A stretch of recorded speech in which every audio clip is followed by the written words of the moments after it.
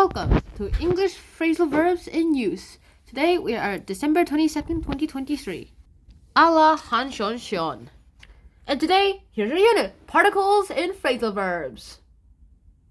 Now first of all, we're going to have to talk about particles in phrasal verbs. What do particles even mean? Now, particles, they're usually just the phrasal verbs, and they're like, the particle is like, has a clear basic meaning towards the whole thing.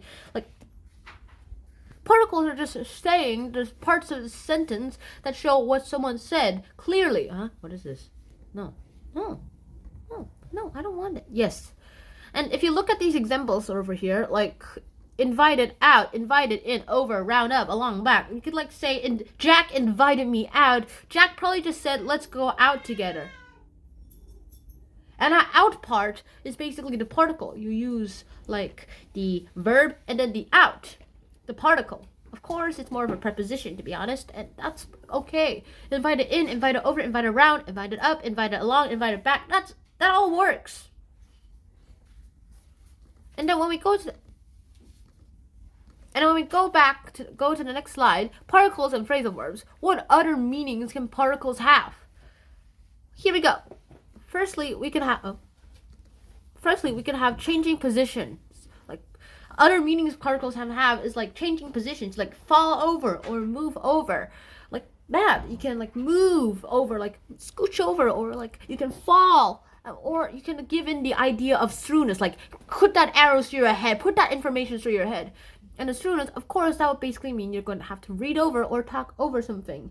And that read over basically means you're reading it and you're going through it. And talking over, it basically means you're going to talk about it. And you're like, hey, let's go ahead and do this. And this guy's all like, sure, let's talk about it. You mean talk over it? Yeah, sure. Then we're gonna decide if we're gonna Korea or Japan or China or whatever.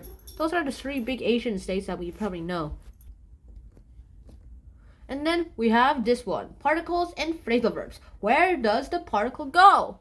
Now there are actually like two places where particles can go. The object goes before the verb, or the verb goes after the object. These are just for ones with an object, of course. Okay, that's better. Now these are just for like phrases where they have objects inside of them. Particles can go before the verb, or they can go after the verb.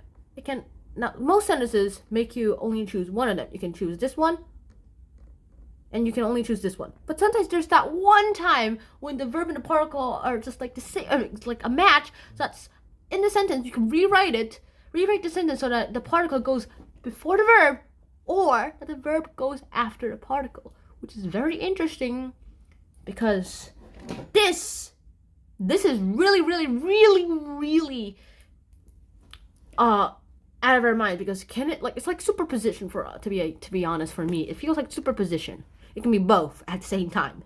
Now note, if the object is a pronoun, like if the object is he or she, then most of the time the particle goes after it, like verb plus pronoun plus object. And that's it.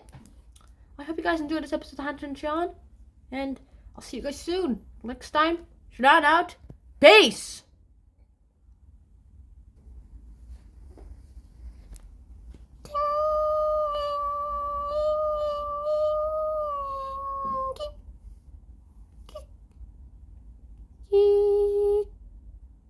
Bye, guys.